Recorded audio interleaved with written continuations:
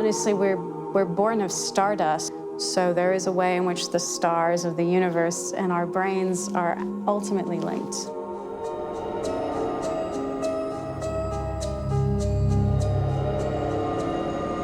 So we're getting very metaphysical now. What is the soul?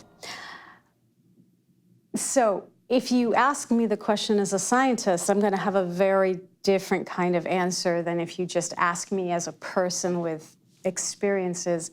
As a scientist, I would say to you right now, we don't even know how to define what is a soul, and we certainly have no evidence for it.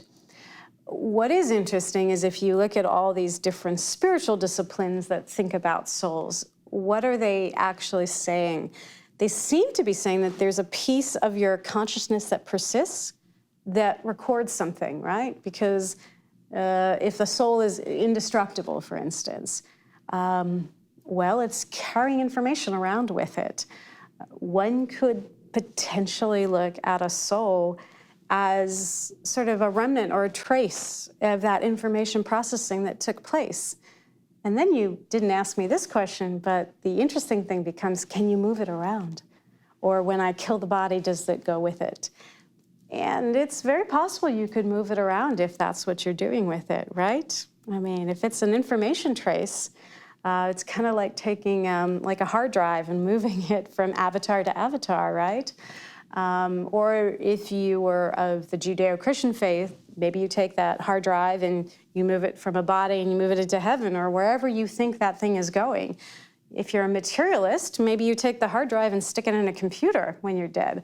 So there's a lot of different ways to look at this, but to some extent, the idea of a soul is that it's something that retains an information trace and can persist beyond the organic avatar that we are.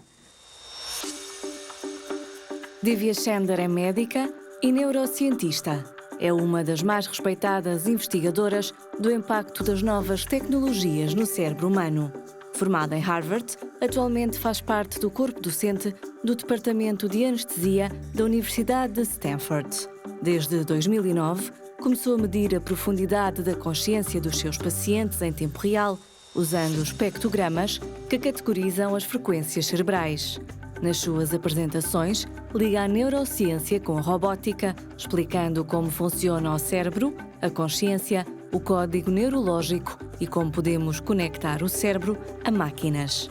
Aborda o mapeamento de neurónios, reconstrução de sonhos, criação de memórias e uso de ultrassons para tratamentos de doenças degenerativas. O seu objetivo é possibilitar o entendimento dos mecanismos neurais da consciência e utilizar esse conhecimento para desenvolver algoritmos aprimorados para criar melhores monitores cerebrais.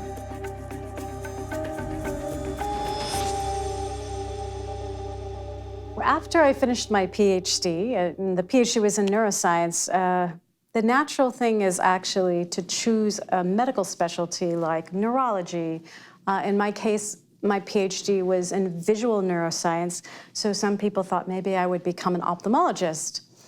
But for me, I couldn't answer the questions I really wanted to ask. And for me, the desire was to understand the nature of human consciousness. So I chose a field, anesthesiology, that allows me to make people reversibly unconscious. That's what I do. And in that process, I can actually follow what their brains do and understand at a much deeper level what it is that makes human brains conscious or unconscious. And the nice thing is we wash the drugs out afterwards without damaging the brain. So it's in a way, while I'm caring for patients, I get to do this lovely experiment on what it means to be human.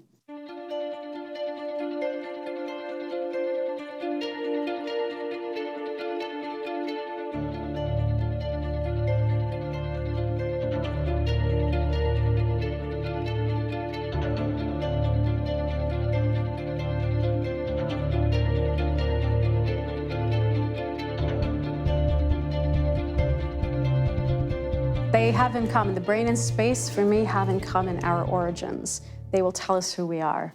So everything that is in us, our body, our brains, everything that makes us us, was born in a star. It was born in the nucleus of a star. We can trace ourselves back to this. And to some extent, the essence of who we are can potentially be found by studying our minds.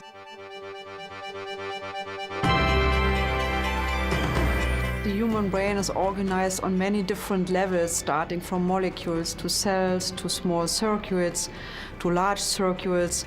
And to really understand how these different levels are interrelated and also to understand what makes us human, this is one of the biggest challenges in the 21st century.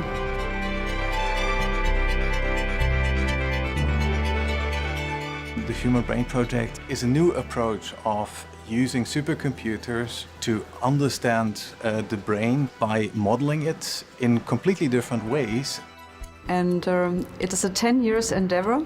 We have partners from about 24 European countries. At least 5 supercomputing centers. People come from physics, medicine, psychologies. I'm the leader of sub-project 2. This is Human Brain Organization. We are analyzing the anatomy of the human brain. We have to go to brains of body donors. And these brains are being embedded, for instance, in paraffin, and then they are sectioned in very thin microscopic sections. If we really want to understand how the evolution went and what does it mean if a certain capacity is present in a brain of a human but not present in a brain of a primate, we have to go really in great detail and analyze it step by step. We have to create an atlas which has a very large size in terms of bits and bytes. For our computer scientists, we have to be able to store a vast amount of data for very fast access, to analyze the data. We have to allow for very quick visualizations. And we have to be able to schedule jobs in a different way than we have done before. Then the supercomputer becomes more an instrument than it was in the past. Step by step, we will get there in the next couple of years.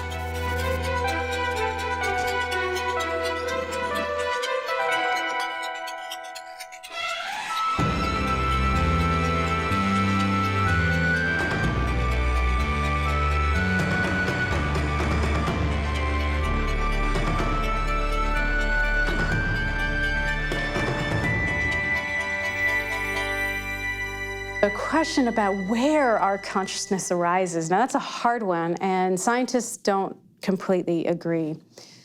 Most, not all, but most scientists have what we call a reductionistic viewpoint. So they say, if we could somehow understand and map the entire brain, every nerve cell, every connection, all the neurotransmitters, we could rebuild this, we would create something that would express consciousness. It's more complex than what made it. But it would just emerge somehow. But I still don't know how that somehow is. There's no connection right now between this thing that you've created in a dish and the complexity that captures what it means to be conscious. So I've actually started talking about another possible theory, and it's a theory, I haven't proven it, but it's a different way of thinking about this. I was a visual neuroscientist. I study how the brain senses things in the world. And one very interesting thing about the way the brain senses is it basically throws out lots of information, right? So you have an electromagnetic spectrum, that may go from deep, deep into the infrared all the way into the X-ray and the gamma ray. Our eyes pick up a small, sliver. That's your rainbow, right? So we see the rainbow. But even in that rainbow, our eyes throw out so much information. It's not useful to us to survive. There are shrimp on the coral reef that can see more colors than we can, right? And they're not more successful than we are, but on the coral reef, they're very successful. So I find it very interesting that we throw out and transform information. And so what you produce in your brain is actually a hallucination. It's some altered form of reality.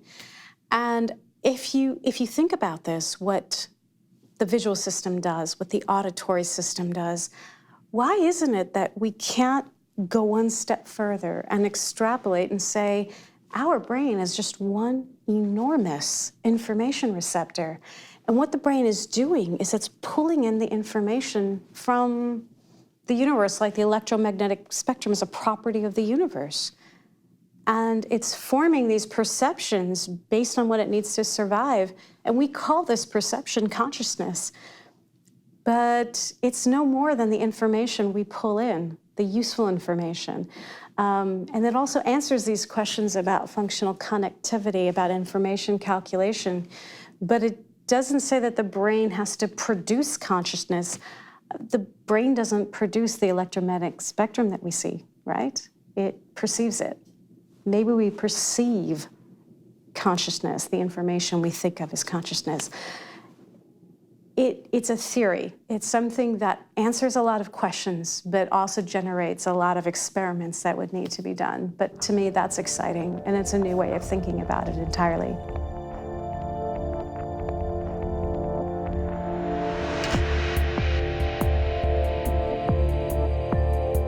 I can imagine that people confronted with the Industrial Revolution must have had the same approach as we are. I mean, the first time the trains were riding in Europe, it was said that the cows would not give any milk anymore because of these machines, right?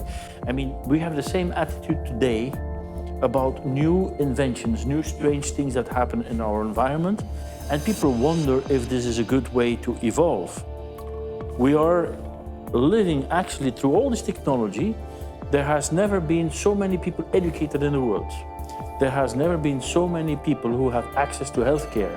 And this is all part of that technology. And so you could say, is this acceptable or not? It is humankind to always look for new things and to use the knowledge people have to go for new inventions. Can they be used for the worse, like any invention? It can be used for bad things, or it can be used for good things.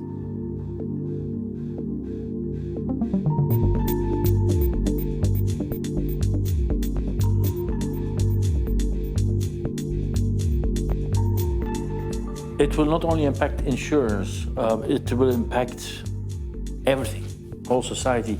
I think I was one of the first one who was publishing that it will affect even religion, right? I mean, it was Eve who bite in the apple of the sins in order that humankind was not going to be immortal anymore. Well, immortality will be coming. So what does that impact all the kinds of religions? What does that do to people's beliefs? How will we educate people? How will we look at the procreation? How many children will people have? What are we doing? I mean, it's indeed a fact that Singularity University predicts between 2040 and 2050 that one day ahead, each moving day will increase life expectancy one day, which is immortality. You will have 3D printing of kidneys. You will have the genes that can be changed in order to eliminate diseases. I mean, there's a lot coming, right?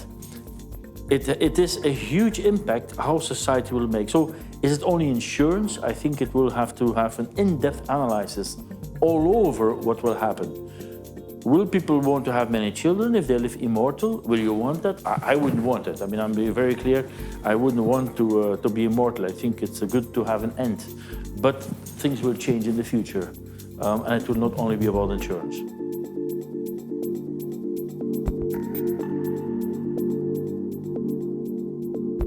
We are already in a realm of medicine that is science fiction. So much of what we are doing today was predicted once by films and books and things of that nature, right? For instance, take gene editing, CRISPR. That's about 5 years old, that's it. And the idea that we can go in and rewrite the code of life, that's something that, for instance, a film called Gattaca, which I think is at least 20 years old, looked at. This idea that we're now a spacefaring civilization and the children that were born to parents who had money could alter their DNA and create fairly intelligent, perfect children who had more opportunities, for instance, to go into space and explore. And it's interesting because we're now going to be confronting that ethical question right now.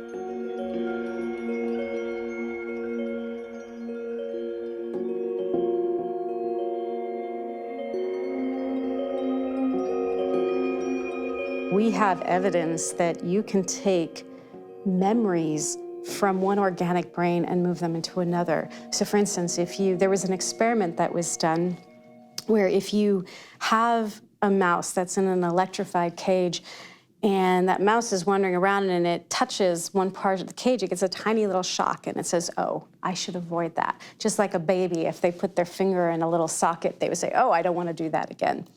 So the mouse has now created a map of the cage, so it has a spatial map, and it also has a fear memory of, oh, I don't want to touch this, and an avoidance response. You can record those neurons, you can take that neural code and inject it into the brain of an animal that is in a cage that has no electricity, that never had the experience, and that animal will behave like that experience is their own. They think that that part of the cage is electrified. They have a map of the cage that the other animal had, and they have the same fear avoidance response. Do you remember the Matrix when Neo would sit in the chair and they would plug out, they would plug in all this information in the back and he would acquire new motor patterns and memory and learning?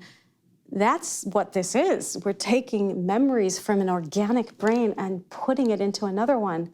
We're already there. Right? We can now implant chips into people's brains where they can control computers and robots and talk to the internet using their thoughts alone. We are now able to generate non-invasive mental telepathy experiments. So minds interacting with other minds without using words. We are now doing that too. So we are so far into the realm of science fiction now, beyond what I thought we would possibly be in 2018. Who can only imagine where we're going to be going? For thousands of years, humans have looked up at the sky and wondered if the sky was staring back at them. For thousands of years, man has been looking into the universe to understand himself and has been peeking deep within himself to understand the universe. As deGrasse Tyson once said, so that when I look up at the night sky and I know that yes, we are part of this universe, we are in this universe, but perhaps more important than both of those facts is that the universe is in us. When I reflect on that fact, I look up. Many people feel small because they're small and the universe is big, but I feel big because my atoms came from those stars. There is a level of connectivity. We are stars. We are dust. We are the expression of the universe. We are the universe observing itself. We share the same genetic code. We share atoms. And as a species, we can take a leap of faith into the unknown to a new realm where science meets magic.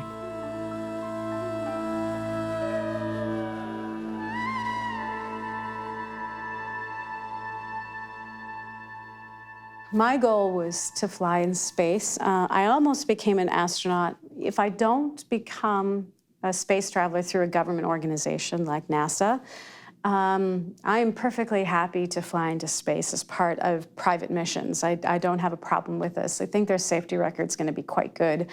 And I think that private space will open space, that frontier, up to all sorts of people on our planet who may want to travel.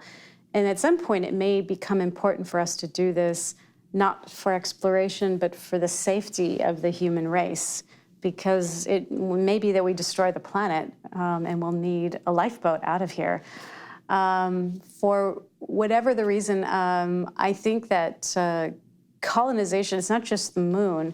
There are asteroids, there are man-made objects like space stations. There will be interstellar spacecraft, and then of course other bodies like Mars, maybe Europa, moons and things that may have water. So I think any and all of these are a possibility. What's going to happen in my lifetime exactly, I'm not 100% sure. Maybe I can send the hard drive of my soul on a mission if I've passed away. But regardless, in any way I can enable humans to explore space and make it a safer place for humans to explore space, I do try to contribute there as well. And so that's space critical care and space medicine, space life sciences, space neural adaptation, all of these different things.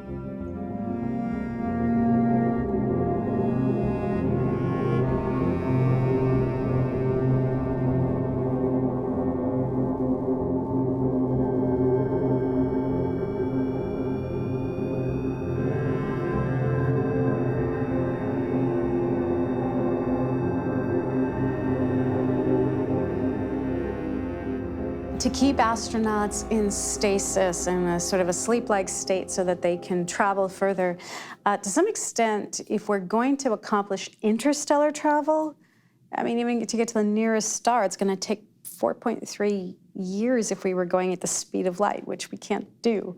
So I would say that we may have to come up with a form of stasis. This is also the stuff of science fiction, right? I mean, how many science fiction films do you see people getting out of their pods, you know what I mean, where they have been like kept in some sort of suspended animation?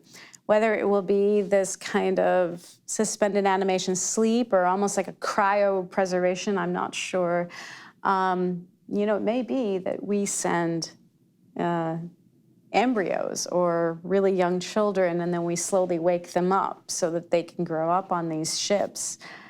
But I think it might be quite necessary. And we're going to, look, we already have heart-lung machines, right? We have ventilators. So we can keep people alive without their brains being involved.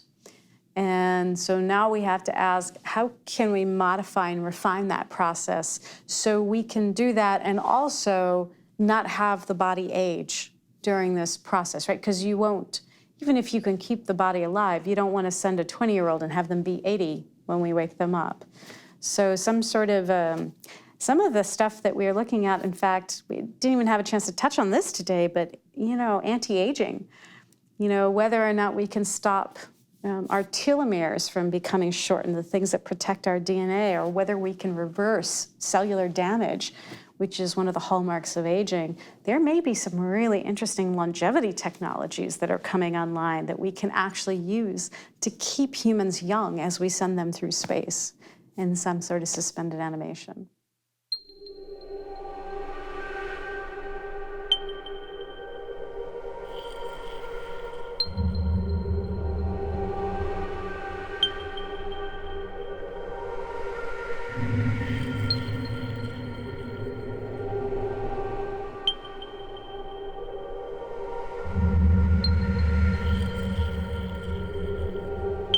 I almost don't even know where to start because there are going to be so many changes. It's going to be incredible. I mean, in 10 years alone, for instance, I think health and medicine is going to be revolutionized. I think chronic diseases like cancer may become something of a thing of the past, or we might be on that trajectory. I think that humans will already, like, there's going to be a certain percentage of humans on the planet that will go cyborg, you know, and just say, look, we're going to get the implants, we're going in this direction.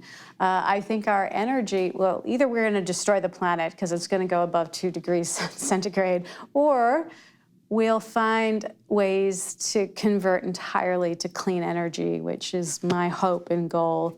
And I think we will be we're going to be on our way to being a spacefaring species.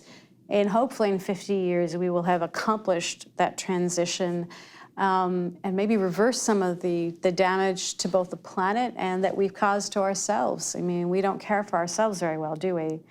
And I also think that, for instance, you know, a lot of things that Singularity talks about, you think about robotics and automation and AI, and people are worried about the future of their jobs. Jobs may not be important in 50 years, right? Your goal on this planet may be just to grow and evolve and improve yourself. And if we survive some of the immediate risks to us, the existential risks like climate change, what we might find is that we enter an era in which people become much more spiritually evolved. And that would be a very, very beautiful future in 50 years, I would say.